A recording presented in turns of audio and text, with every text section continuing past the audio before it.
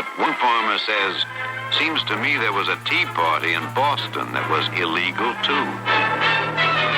I have directed Secretary Connally to suspend temporarily the convertibility of the dollar into gold. We shall seek to establish and maintain a dollar which will not change its purchasing and debt-paying power during the succeeding generation. As anguished shrieks rose up from the floor of the New York Stock Exchange. Government credit and government currency are really one and the same thing. A reserve of gold and a small reserve of silver. So, and I said, well, what if it does happen? And he says, well, price will solve everything. I said, thanks, give me the gold. Why do central banks hold it? Well, it's a form of reserves. So why don't they hold diamonds? Well, it's tradition, long-term tradition. Well, some people still think it's money. Welcome back to the Junius Maltby channel. Thanks for joining us. Thanks for the positive feedback to Mrs. Maltby as she produced a video that we aired this morning. She produced yesterday. Just a wonderful woman, and I am thankful to have her on my side in life, let me tell you. Today's format's similar, but also different. We're covering some of the same material, the U.S. debt, precious metals, a discussion on the topics. A lot of the content, however, today was generated by you. Now, oftentimes people have voiced not a complaint, but just recognizing this is different from other media formats, similar to a talk show you could call into. You know, we don't have a 1-800 number that you can call and go to the phone lines, as they say on the radios, or anything like that. However, there are what I call reporters in the field, field operators, representatives of the Junius Maltby channel all around the world that help produce content. Sometimes I am good about giving them the credit where credit is due. Others wish to remain anonymous and just submit emails and information. Some of them actually work in very high up or sensitive places and have connections that they don't wish to disclose, for it could threaten their well-being, their occupations, and things like that. Today's content is generated by those of you out there, and I will give that credit where it is due for certain. And I'm appreciative of all of the work that each and every one of you have done over the years to help generate content, find information, finding stories, and putting together information that we can broadcast to the community as a whole, that is the Junius Maltby channel. So today we're looking at, of course, this snapshot's a few seconds old, so it's millions beyond this already. You've seen the debt clock, the velocity in which it turns, and you are also aware that we are at the 27 trillion mark. And again, it remains unmentioned that this threshold was breached. It was not mentioned in either the first presidential debate or the vice presidential debate. Seems like politicians ignore it completely. They ignore the big topics, and of course Americans would rather talk about flies landing on people and just nonsensical, idiotic commentary, like the demeanor of, I don't even know what to call her. The demeanor of the vice presidential candidate. You don't let me swear, so. I know. Her, the creature. The creature that was debating the eloquent and composed and brilliant Vice President Pence, who I thought did an exemplary job in discussing things, to the disrespectful, arrogant, condescending, and pretentious biatch. For both being politicians, at least. Yeah. So here we are at $27 trillion. We'll take a look over at metals, and we'll move on into some debt discussion. Again, the content today generated by viewers of this channel. Now, discussions today began once again with Trump making some form of a concession on the stimulus packages that keep going back and forth. It sounds like 1.8 trillion is a number he threw out there now. So again, money out of nowhere, money out of thin air. And with the new stimulus discussions taking place, Wall Street was a little bit in the green today, bullish. Of course, metals reacting dramatically, with silver up $1 today, which is a pretty big move for silver, up 4.23%. Silver back at $24.88 and climbing as we speak. Gold up $32, 1.68%. again sitting well above the 1900 mark at $1,927.10 per ounce. This information compiled, gathered, and sent to us by a friend of the channel who goes by Mark. And yes, Mark, Mrs. Maltby and I did pet the Ann cat upon your request. As a matter of fact, the little Ann kitty is sitting on Mrs. Maltby's lap as we do this video right now, taking, well, I guess you could call it a cat nap. He opens us saying, "Hi, Junius and Mrs. Maltby. I hope you are well in these days of COVID 1984. Love it. I just finished listening to your gold and silver at Costco video. You mentioned the U.S. debt and reaching $27 trillion. Well, I have been logging milestones from U.S. debt clock into a data set in Excel. Approximates from my data set are," and then he gives us the dates, because I had requested in that video, if any of you had the information, the date spans between the major trillion-dollar milestones that we've seen recently. And we'll start off with the 21 to 22 trillion. He's got the dates there. I'll just read off the number of months that it took to do this. It dates back to, looks like March 17th of 2018 is where this is going to begin. In March 17th, 2018, we were sitting around $21 trillion. March 17, 2018. And 11 months later, it hit 22 trillion. So it took 11 months to gain that trillion there in debt. The next trillion, 22 to 23 trillion, took 8.5 months. All of it taking place within the span of the year 2019. Now it looks like here from 23 to 24 trillion only took 5.2 months. So it's already taking about half as much time as it was about a year earlier. That's the 23 to 24 trillion there. Only 5.2 months it took to gain that trillion in debt. Now here's where it gets crazy. In the year 2020 alone, we have spanned, it looks like, 3 trillion. It's done that 3 times this year. Now it took, from the 24 to 25 trillion mark, it only took a month. And that was only 1 month in time to do that trillion. It also took about a month to do 25 to 26 trillion. So now we're getting about 1 trillion a month, those 2 times. To go from 26 to 27 trillion, it took about 3.8 months. Now, I would say the 3.8 there is an anomaly, and we're not even done with this year yet. We're likely going to hit another trillion very soon, especially if this stimulus passes, which means we will have hit about 4 trillion in the span of just this year, where it used to take about a year or so to compile 1 trillion at a time. And as we've discussed in the past, all of the U.S. debt over history, just to reach the first trillion, took the birth of this nation up till about 1980 something. I think it was 1980 or 83. It took all of that time from the birth of America to that date just to get the first trillion. And since then, of course, we've compiled up 26 trillion more.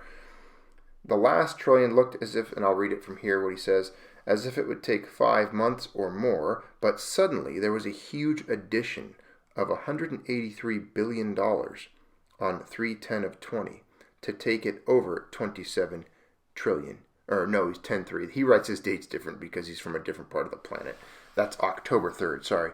So it looks like he discovered on October 3rd of this year, 183 billion suddenly took us over the 27 trillion mark, whereas the debt had been increasing at about 3.86 billion per day from early July. And then he's got a graph. We'll go through some graphs that he put together for us.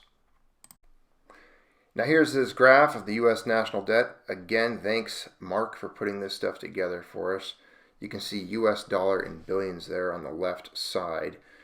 And each of those marks, you see 20,000, 21,000, 22,000 billions, obviously equals that in trillions. So 20 trillion, 21 trillion, 22 trillion, 23 trillion. And you can see the chart opens up around November 24th, 2017. And it's just above that 20 trillion mark. And it took quite a while just to hit that 22 trillion. As you can see, it took all the way up through about February 10th, 2019, approximately, according to the chart here. And you can see it really uptick there and start to increase. And it's obvious in looking at this chart where this is going.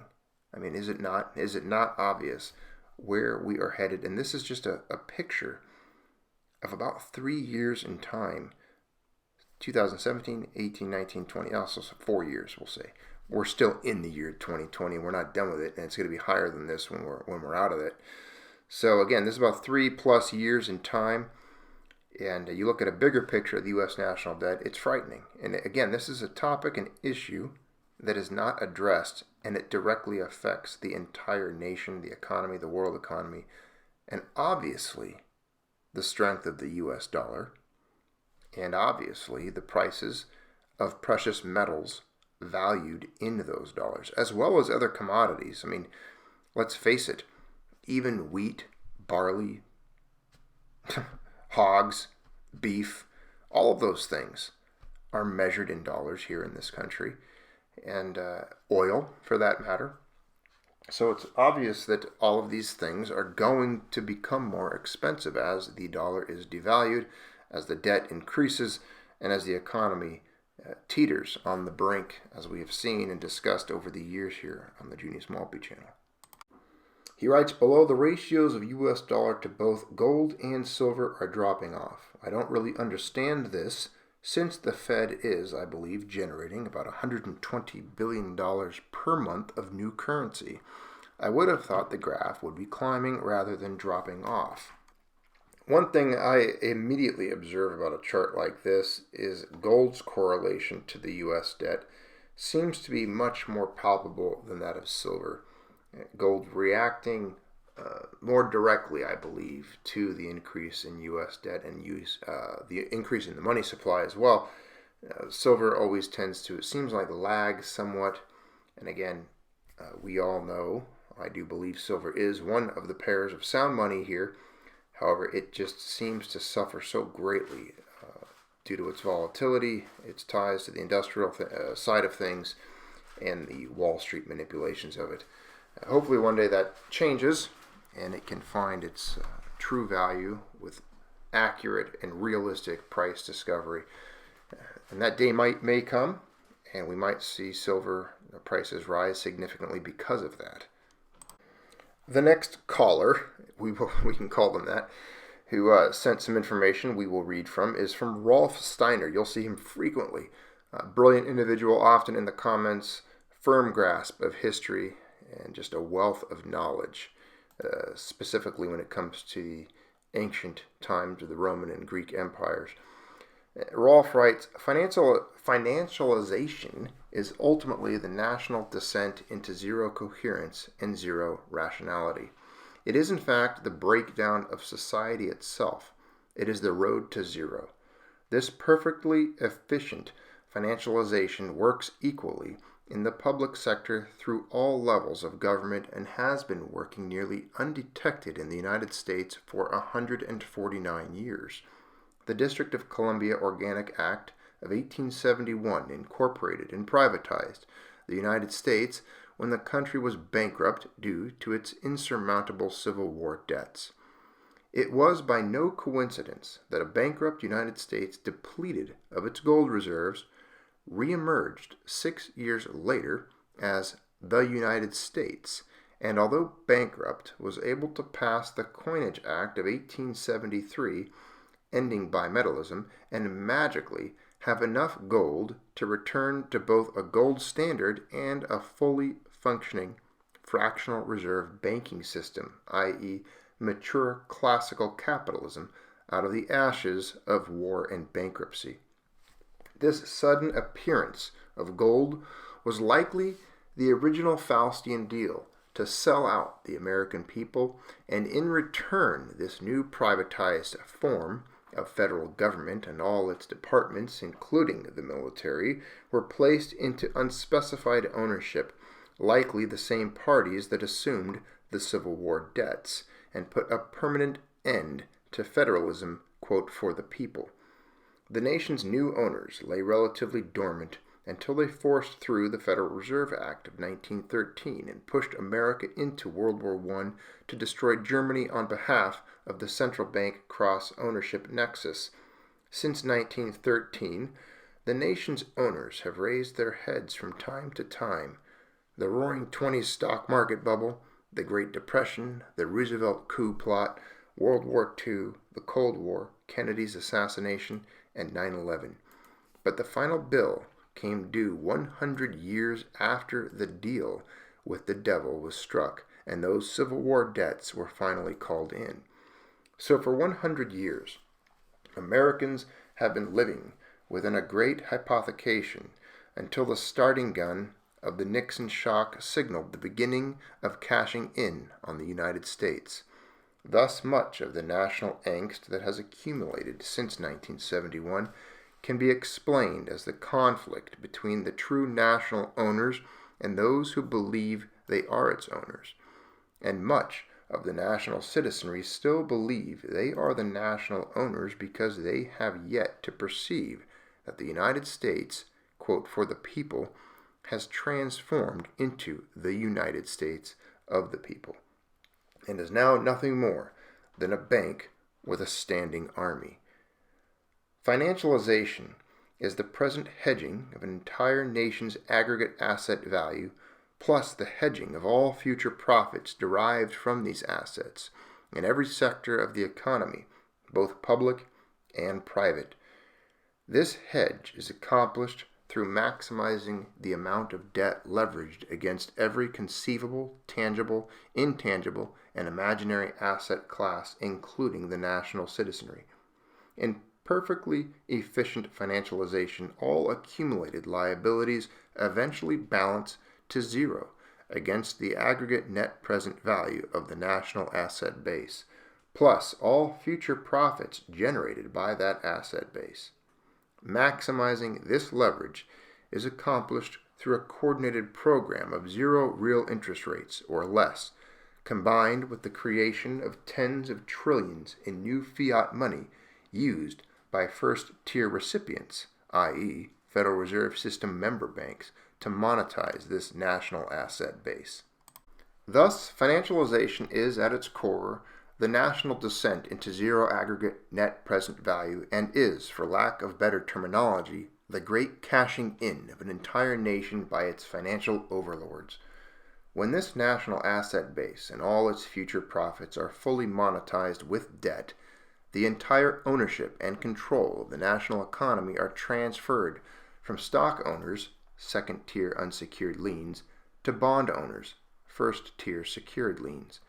This change in the national asset base ownership turns the stock market into a giant casino, as profits derived from short positions are just wealth transfers from one party to another in a zero-sum game, and long positions become entirely dependent upon the amount of inflation generated by increased fiat money creation that drives up both asset values and net cash flows from stagnant unit sales in a declining wage environment.